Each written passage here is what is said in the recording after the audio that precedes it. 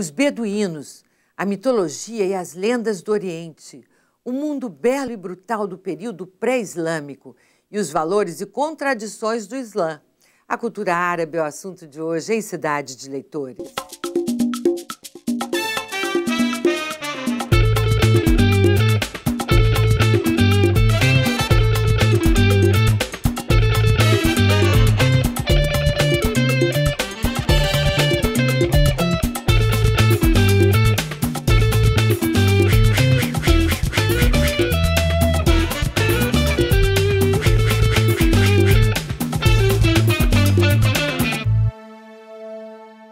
Cariocas que adotaram o islamismo como religião é o tema do filme Hijab, Mulheres de Véu, de Paulo Raume. O documentário mostra o dia a dia dessas jovens em casa, rezando na mesquita e nas ruas do centro do Rio. E conta suas histórias de conversão, da difícil aceitação das famílias, da poligamia defendida pelo Alcorão e do preconceito nas ruas. Paulo Raume, um dos roteiristas mais respeitados do nosso cinema, comenta seu filme no programa de hoje. Quando você coloca o véu, você se torna ao mesmo tempo alvo e estandarte, né? O Enigma de Kaf, romance de Alberto Mussa, é um mergulho na cultura árabe, com sua poesia, mitologia, riqueza histórica e literária. O pano de fundo do livro, no qual se desenvolve a trama, é a época pré-islâmica, antes do advento da religião muçulmana, quando os árabes ainda não possuíam uma escrita e a poesia era transmitida oralmente. O Enigma de Kaf foi eleito pelo jornal O Globo o melhor romance publicado em 2004. Conquistou ainda 2 importantes prêmios literários, o da Associação Paulista de Críticos de Arte e o Casa de las Américas. Seu autor, o contista, romancista, tradutor Alberto Mussa, é o nosso convidado de hoje. Alberto Mussa, você é descendente de libaneses, não é? Sim, por parte de pai. Então você foi criado já dentro dessa cultura árabe, você ouvia em casa, assim, histórias, ouvia de referências à mitologia. É assim, a lembrança que eu tenho disso, né, porque meu convívio com meus avós paternos, ele não foi muito frequente, porque eles moravam em Campos dos Goytacazes, né, no norte do estado, e eu nasci no Rio, né, meu pai que veio para cá. E a primeira geração, é uma coisa interessante, pelo menos, não sei se isso aconteceu especificamente na minha família, mas ninguém tinha uma relação especial com a cultura árabe, não se falava árabe, por exemplo, em casa. E da onde veio esse interesse por essa cultura que chegou ao ponto de você escrever um livro sobre ela? Pois é, eu acho que talvez tenha inconscientemente um trabalho de recuperação, né, de memória, porque eu sempre fui muito mais ligado, digamos assim, ao meu lado brasileiro, né? E não sei, mas eu li os poemas suspensos, né? Li em traduções, e aí eu fiquei com vontade, eu sempre também gostei de línguas estrangeiras, né? Fiquei com vontade de aprender árabe, isso já com 30 e poucos anos de idade. E aí eu então comecei a estudar e fui no processo de traduzir. Então, ponto de estudar árabe para traduzir os poemas suspensos. É. E aí, nesse período, eu estava tão envolvido com esse universo, esse imaginário, que a ficção que surgiu foi o Enigma de Kaf. E da onde surgiu a ideia de um romance assim, em torno das letras do alfabeto árabe? Porque Kaf é uma das 28 letras do alfabeto. 28 letras. A história desse livro é engraçada, porque quem lê o livro, né, você sabe, ele tem os capítulos principais, que são esses das 28 letras, né, dividido nas 28 letras. E há capítulos intermediários, e entre cada um deles eu coloco 2 tipos de narrativa. Uma você chama de parâmetros e excursos. Excursos, exatamente, né? São as Que digressões. podem até ser lidos assim, independentemente, porque eu voltei e li alguns. Exatamente, são contos independentes, né? Mas por que quando eu fiz o livro, eu só fiz a história das 28 letras, com as 28 divisões. E um editor que recebeu os originais disse que não era um romance, que era muito curto, e que eu precisava aumentar. Então, assim, do ponto de vista literário, se eu fosse mexer nos capítulos, na estrutura do livro, eu ia perder a força narrativa, porque aquela história tem um ritmo próprio. Então, eu tive a primeira ideia de colocar as lendas dos poetas que fazem um paralelo com o protagonista, que é o poeta que declama, né, teria declamado o 8º poema suspenso, um dos poemas lendários da mitologia pré-islâmica. Só que eu só tinha também 14 poetas só. E eu precisava de preencher ainda mais 13 espaços. Então eu fiz esses 14, a biografia ficcional desses 14 poetas pré-islâmicos, e preenchi os outros 13 espaços com mitos que eu inventei ou então recriei, né? Algumas coisas das Mil e Uma Noites eu reaproveitei e dei um tratamento diferente. Então, na verdade, o livro acabou saindo por uma outra editora, a editora Record, né? Mas ele surgiu assim. Quer dizer que esse seu personagem principal, o Al-Gatashi, é um poeta pré-islâmico, apaixonado por uma mulher, a Laila. É Laila? Laila, é. É Leila também. Quem ele só conhece os olhos. Exatamente. Não é isso? Qual é a marca mais importante da personalidade desse protagonista? Bom, ele é uma pessoa arrogante, né? Profunda, ele se acha o máximo, né?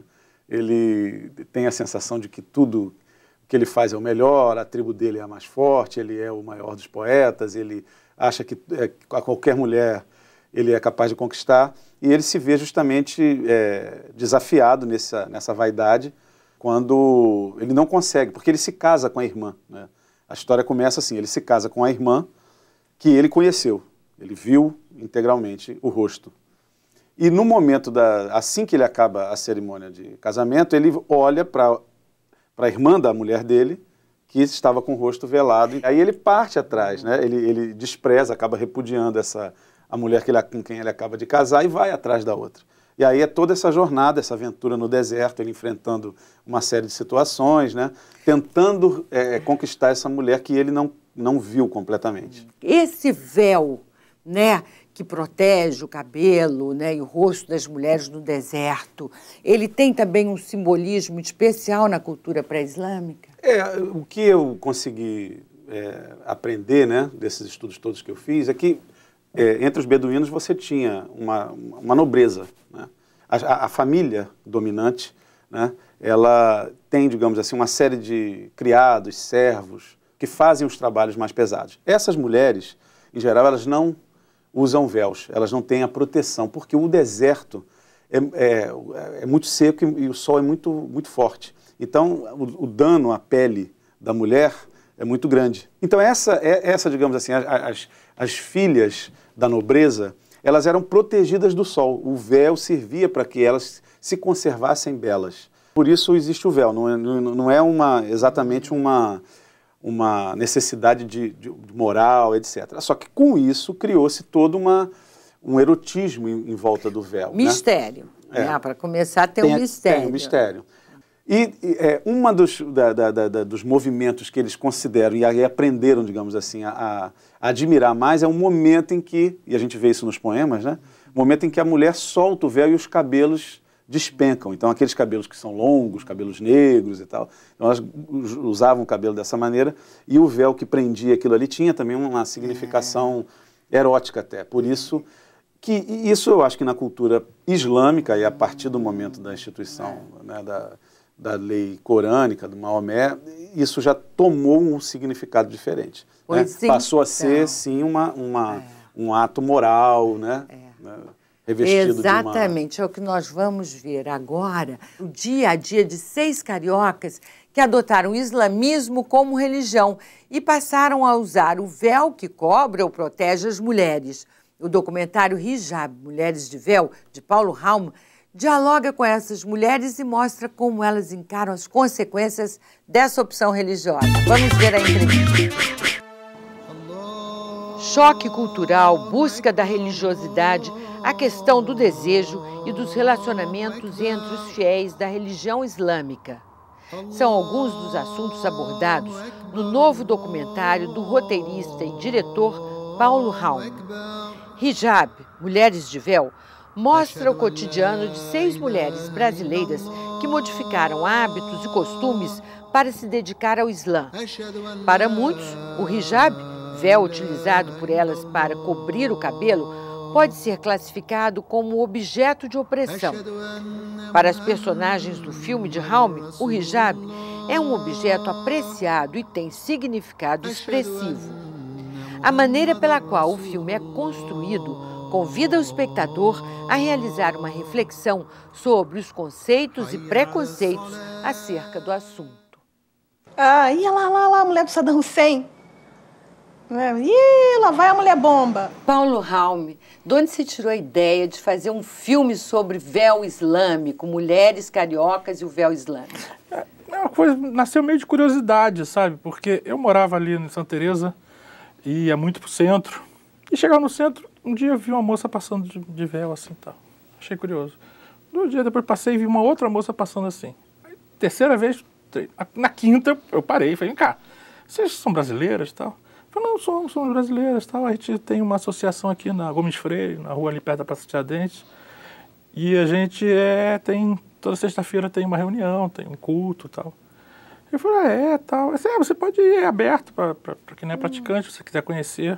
E eu achei aquilo estranho, porque as moças não eram de origem, de família libanesa, nem palestina, nem síria, nem árabe. Moças que se converteram ao islamismo. Cariocas, católicas, ou algumas delas não tinham nem religião nem nada. Cada uma delas tinha uma sua natureza, assim, a vontade de adotar uma religião, uma crença e tal. Mas foi um pouco também muito por curiosidade delas chegarem ao islamismo. Eu achei que valia a pena fazer um filme especificamente sobre a mulher. A escola começou a se abrir nesse sentido, né? Para que a mulher fosse regrada a ser uma boa esposa, né? Sempre nesse sentido, da satisfação do homem. Enquanto que no Islã, não, sempre se incentivou o quê? A busca de um conhecimento por parte de todos, não só do homem e nem só da mulher, de todos, né? Mas qual a reflexão que você queria provocar com o filme? Eu queria um pouco mostrar essa coisa, sabe? Que as pessoas são aparentemente tão diferentes, né? Você vê aquelas pessoas, e no fundo as pessoas, nós somos todos iguais, né? Então temos as mesmas necessidades, as mesmas ambições, os mesmos medos, os mesmos prazeres. E eu achei que esse fato de ser uma comunidade tão diferente, visualmente tão diferente da gente, isso serviria como uma metáfora, sabe? Né? Diferente, a gente é igual. As pessoas se perguntam, mas você é muçulmana, e você, apesar de ser muçulmana, você é bastante comunicativa, bastante alegre. Eu falo, poxa, e apesar por quê, né? E por que vocês não conseguem identificar o Islã nisso? Porque o Islã, ele já está tão estereotipado pela mídia, então ele é tanto aquilo que a mídia fala, que quando você vê alguma coisa diferente, você acha que aquilo não é o Islã. Paulo, o véu tem uma função e um significado muito forte na cultura islâmica, não é? Qual depoimento dessas mulheres você acha que melhor traduz essa importância do uso do véu, do hijab, para homens e mulheres religiosos? Aqui, na realidade, o hijab não é só o véu, né? O hijab é um conceito. A Jamila, ela fala do conceito do hijab como um todo, que é uma questão de proteção, a palavra é essa, proteção. O hijab, eu acho que é a melhor coisa que a mulher pode usar, porque tem a coisa de preservar a gente dos olhares e preservar os homens da tentação. A Maria Moreira, ela fala justamente de como foi a experiência dela, né? Primeiro ela tinha que botar o véu, mas ela não estava acostumada, tal. Então ela prendia o cabelo, botava coque, passava um gel, aí deixava o cabelo solto, e ela percebeu essa coisa que o cabelo fascina o homem, né?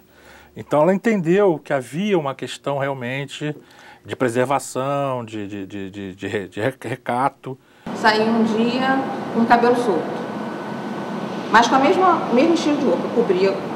Tá, manga comprida, calça bag, cabelo solto.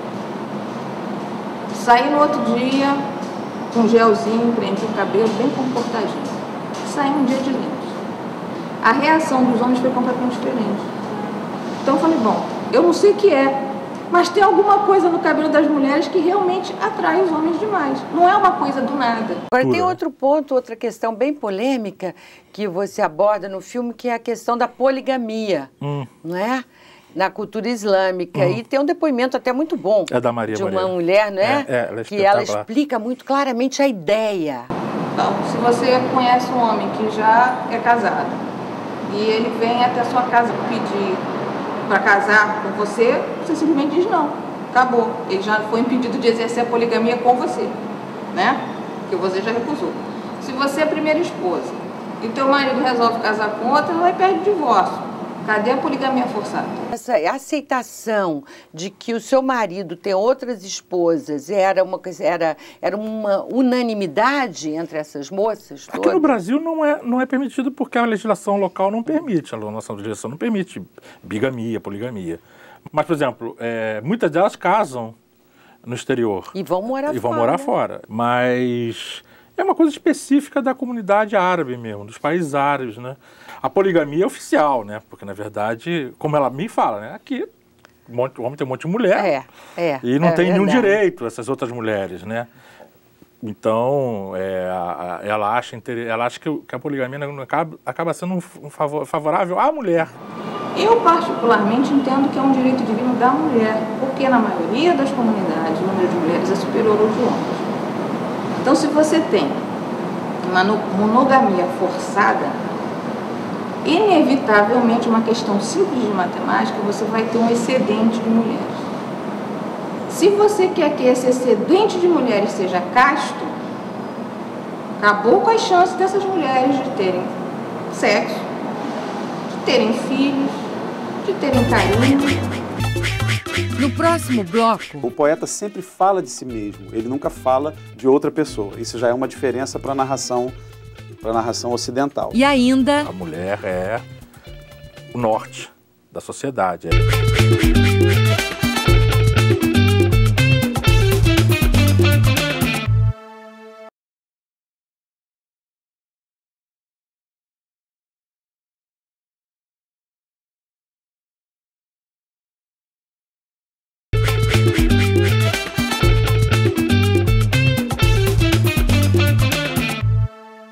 Voltamos com o programa Cidade de Leitores. Nosso assunto hoje é a cultura árabe. Nosso convidado é o escritor Alberto Mussa. Ele acaba de ter seu livro, O Enigma de Kaf, traduzido para o árabe e lançado no Egito. Parabéns, Alberto Mussa. Que feito, não é? Você ter um livro, assim, com pano de fundo a toda essa cultura árabe, né? Dos beduínos, tão cheia de mistérios, de ensinamentos, traduzido para o árabe, publicado no Egito. Eu fico muito vaidosa, sabe por quê?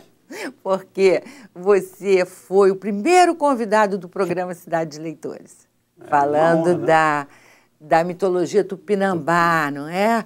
No Meu Destino é Ser Onça, esse livro aqui, assim, maravilhoso, que fala desses primeiros habitantes do Rio de Janeiro. Mas voltando ao Enigma de Kaf, você está se sentindo orgulhoso com isso? Está contente? Estou muito contente, muito contente. Eu não sei assim que tipo de impacto que um livro como esse fará, né, para os leitores árabes, porque eu não sei em que medida eles, hoje em dia, têm relação, contato com a cultura pré-islâmica. Existe uma diferença muito grande, né? Quer dizer, o islamismo ele modificou completamente esse universo, né, do século VII, né, com um padrão de religião que não existia. Os poemas suspensos, né? O que levou você a esses poemas, ao ponto de estudar, traduzir e publicar, né, um livro? Foi uma paixão, realmente. Eu sempre gostei de ler, de procurar coisas que são pouco conhecidas, né? Então, descobri muita coisa, literatura africana, literatura da Índia, literatura da China. E numa determinada época da minha vida, eu me deparei com uma tradução desses poemas. E o impacto, assim, eu fiquei realmente fascinado. É um tipo de poesia que, para mim, não existia paralelo em nenhuma outra civilização, nem do Oriente. E eu até cheguei a escrever isso no livro. Eu achei muito, assim, pessoalmente, né, sem muita base de estudo, mas eu achei que talvez houvesse uma explicação. É porque toda a poesia em geral, a poesia lírica que a gente conhece, ela é uma expressão das cidades, né, das civilizações. Quando, digamos assim, você já tem uma organização estatal, você tem tribunais, você tem todo um código de leis.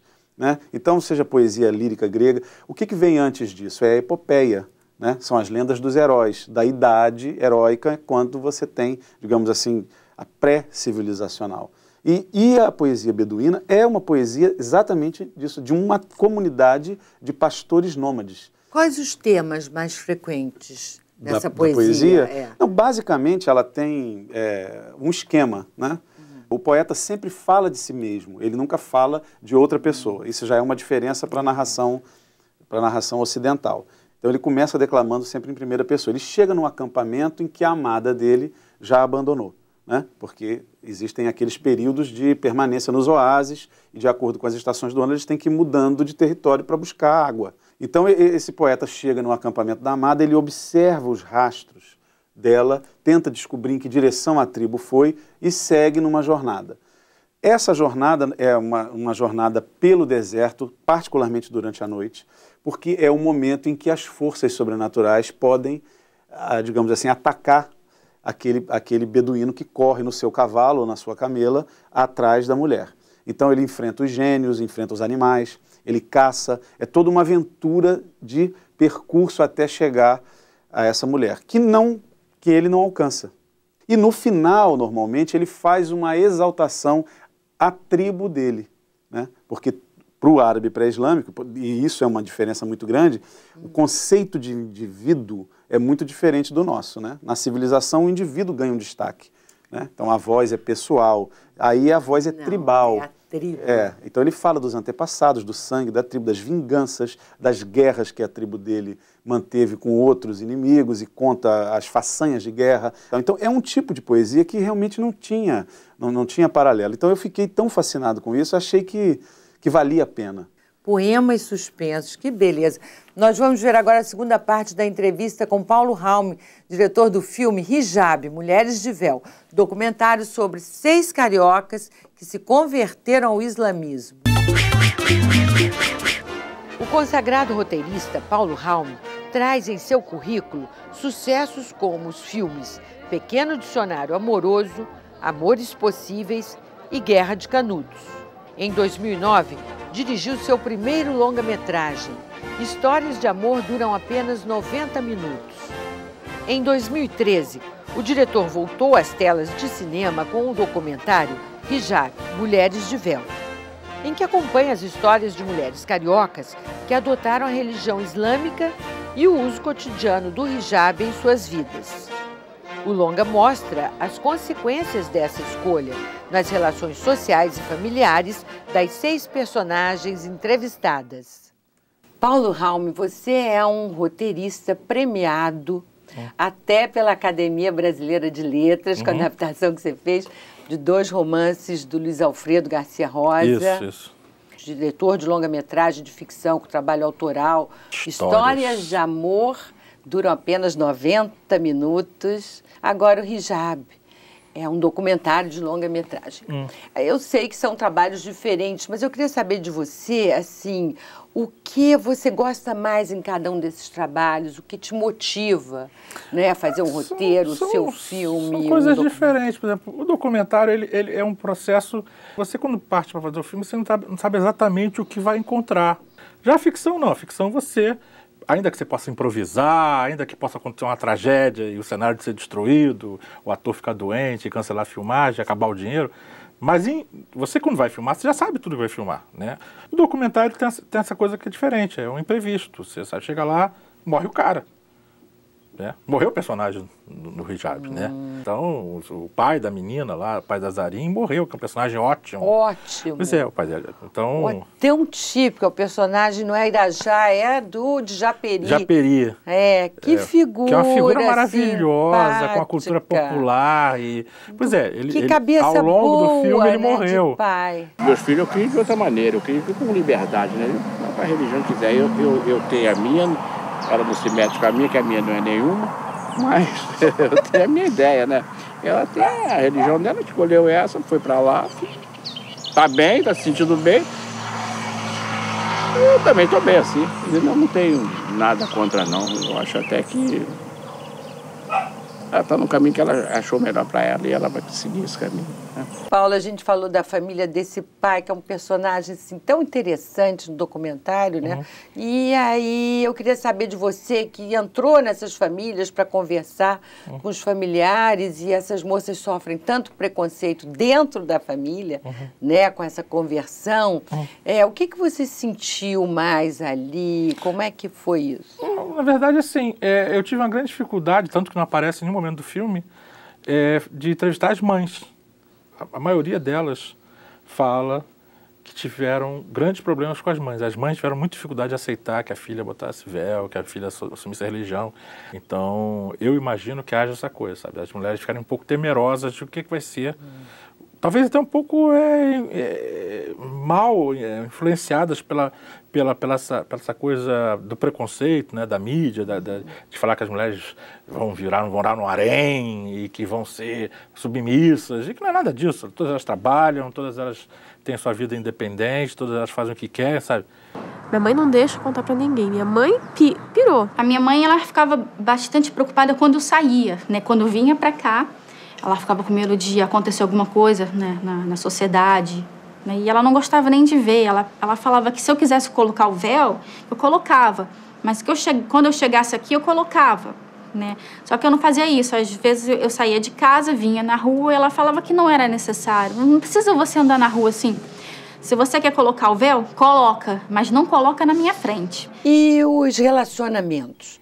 Porque é quase que das 6, uma já era casada, né? Elas se conhecem, rapazes, se relacionam e se casam, né? À luz dessa crença que elas adotam e tal. E esses relacionamentos, o que você acha? Tem algum ponto em comum entre eles? Tem coisas interessantes. Primeiro porque é diferente da gente, né? Onde tem namoro, ficar e tal. Eles não têm isso. O contato, as pessoas, o homem e a mulher só se aproximam se for para ter um relacionamento amoroso sério para casar. O nosso namoro, vamos dizer assim, né, o que antecede a fase do casamento é essa conversa.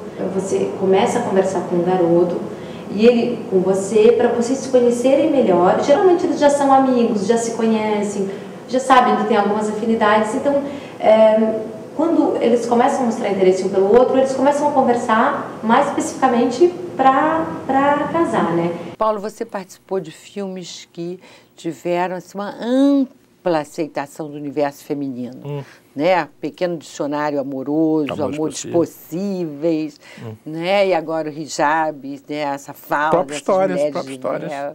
Histórias também. Qual é o segredo de captar, assim, essa alma feminina tão bem? Não tem segredo, não. Eu acho que, assim, tem um objetivo. Eu acho que a mulher é muito superior ao homem. Sabe? A mulher é o norte da sociedade, é a guia da sociedade. A gente tem que ir para onde a mulher for, sabe? Eu acho que a mulher é muito mais evoluída que o homem. A gente tá bem atrasado. Então, olha, isso não pode ditar, isso tem que entrar na matéria, eu faço questão. Eu acho que as mulheres são as condutoras da sociedade e são eu acho que o homem tem que comer muito feijão para alcançar a mulher. E todos os filmes que eu faço, eu tento fazer, sempre a mulher, ela é de certa forma, uma ação redentora, sabe? Como se libertasse o homem das suas fraquezas, dos seus preconceitos, dos seus atrasos, das suas burrices, das suas mancadas. Por isso que eu acho que eu faço filmes não feministas, mas femininos. Quando a gente vê uma imagem na igreja de alguma santa, a própria Virgem Maria, né? Sempre com o uso do véu, quer dizer, sempre foi Deus sempre ordenou isso a todas as mulheres, né? Mas eu acho que a diferença é que a gente realmente segue, né? No próximo bloco... A literatura tem que ser falsa, né? É a ficção, né?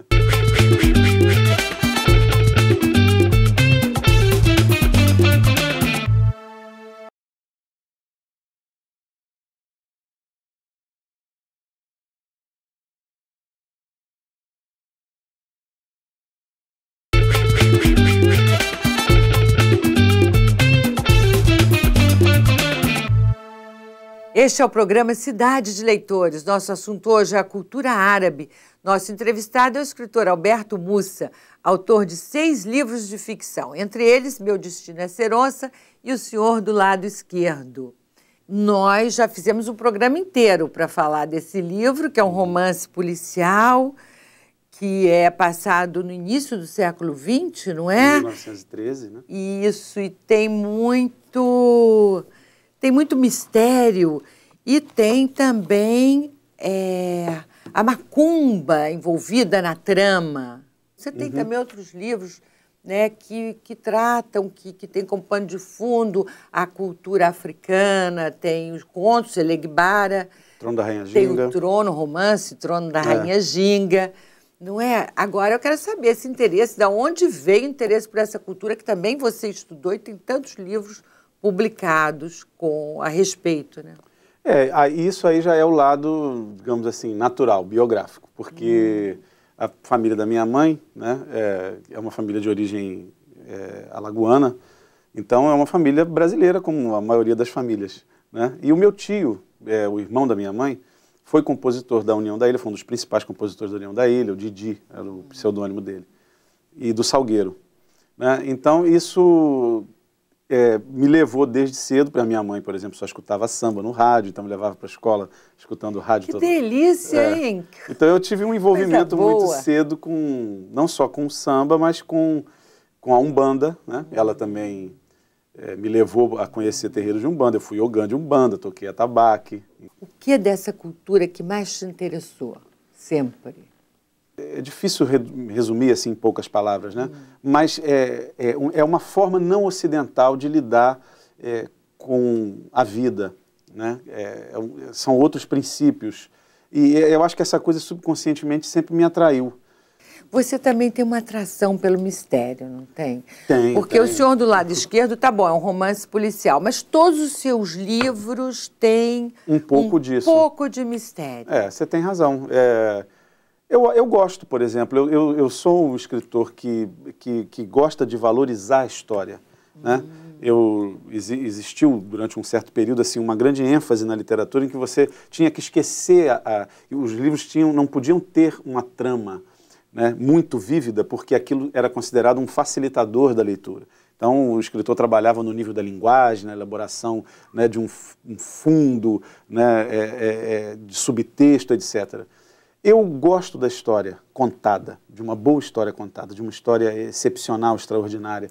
E nada melhor, eu acho, do que você construir um livro para atrair a atenção. Você pode dizer muita coisa profunda, mas dentro de uma história que tenha um arcabouço simples e que atraia o leitor por um mistério. Então, romance policial, para mim, exatamente, também se diverte. Também não faz mal nenhum, né? Não, eu acho que não, justamente é isso. Eu acho que a literatura, para mim, é um entretenimento. Agora, o entretenimento, isso é uma coisa, por exemplo, que é um conceito muito ocidental. O entretenimento não pode ser considerado uma coisa de menor valor. Nas culturas africanas, por exemplo, a alegria é uma coisa fundamental. Quer dizer, a sua literatura não deixa de ser cerebral, né? Tem muito de física, tem equações, tem o movimento pendular, não é? É um livro seu que tem fórmulas matemáticas, não tem? Você também tem uma coisa assim de Jorge Luiz Borges, tem uma influência forte? Você assume essa influência? Sempre assumi, dele e do Bioy Casares, que é eu conheci o Borges por causa do Bioy Casares. Eu lia A Invenção de Morel, que é um romance maravilhoso, espetacular. Quando eu li aquele livro, eu falei, se eu tiver um dia que escrever um romance, eu tenho que escrever um romance dessa forma, né? Em que ele não tem um trabalho de linguagem, não é isso? Ele escreve bem, né? Escrever bem, mas ele conta uma história de uma maneira excepcional. E uma história que tem um final surpreendente e que tem muita coisa, né, que te leva a pensar também. Mas é uma história que principalmente diverte e prende você. Outra coisa na sua literatura é usar personagens reais, né, envoltos em muita invenção. Há muita invenção, você mistura história real, informação real, com informações falsas, né? O que seu público acha disso? Você teve algum retorno alguma vez? Alguém já disse para você? É engraçado algumas coisas, porque as pessoas pensam que, por exemplo, vou até citar o caso eu escrevi no Senhor do Lado Esquerdo, alguma coisa a respeito dos índios do Rio de Janeiro. E o Antônio Torres, que é um especialista no assunto, que escreveu 2 livros a respeito desse tema, me telefonou e falou assim, bom, mas eu não... Porque eu digo que tem uma carta de uma pessoa que viu não sei o quê, eu não me lembro exatamente o que foi, mas eu criei uma carta, eu imaginei a existência de uma carta. E ele me ligou para dizer, olha, eu não conheço esse documento, onde você encontrou isso? Aí eu tive que explicar, não, isso é só uma brincadeira. Olha só que poder de convencimento você tem, né? Eu queria saber do seu público, porque de você eu sei que na última página do Enigma de Kafka você diz: e não me acusem de ter sido falso. Ser falso é da essência das coisas. Então, pois é. A literatura tem que ser falsa, né? É a ficção, né? Se a gente não transforma a realidade, não vale muito a pena você perder tempo com a leitura. A leitura, eu acho que tem essa função de te levar para o mundo possível, né? Em poucas horas você vai viajar por lugares, por viver vida de pessoas que você nunca vai viver. Então a literatura permite isso, permite que você viaje, permite que você tenha experiências diferentes, né? E essas experiências não precisam ser reais, elas podem também ser ficcionais. Se a matemática tem os números, né, que são aqueles números, como se diz, os números imaginários, né? Que é um conjunto dos números. Por que na ficção você tem que estar preso à realidade? Você também pode ter e deve, né, explorar os universos impossíveis, que não existem na natureza, mas que podem existir nos livros. Alberto Mussa, muito obrigada pela entrevista. Eu que agradeço mais uma vez. E o programa Cidade de Leitores termina aqui. Um grande abraço para você e até a próxima.